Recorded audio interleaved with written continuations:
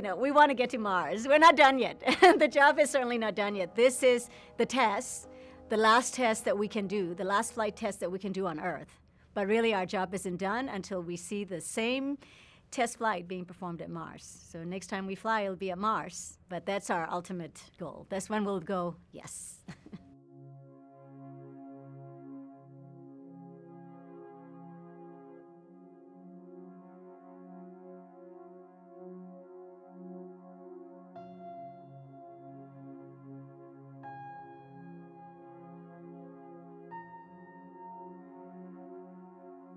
So when we send Mars 2020 to Mars in 2020, of course, it's not only going to have the rover, it's also going to have attached to the rover a helicopter that Mimi has been involved in developing now for many years, as a matter of fact. Over 4 years? Over 4 years. 4.5 years. Yeah. So tell me, how did this come to your mind as an idea? Was it out there before? Was it your brainchild? How did this come into being?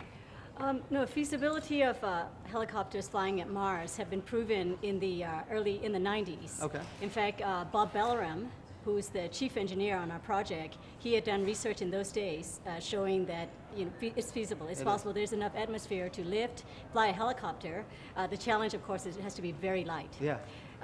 Similarly, over in Ames, Larry Young has some research that have been proven. Okay. But the thing that had not made it possible until recently is the availability of technologies for these lightweight, capable flying vehicles. Okay. So around 2012 or so, our previous director, Charles Alachi, was on a lab tour, and he was seeing these drones being used to demonstrate autonomous navigation algorithms. And after the tour, he said, hey, why don't we do this at Mars? Wow. And so we connected him back. In fact, I happened to be on the bus in his tour because he was visiting our division, Autonomous Systems Division, and I was the Deputy Division's Manager of Autonomous Systems Division at the time. Anyway, so why don't we do this? So we connected him back to Bob Belleram, who had done research in the 90s, and then it started from there. Okay.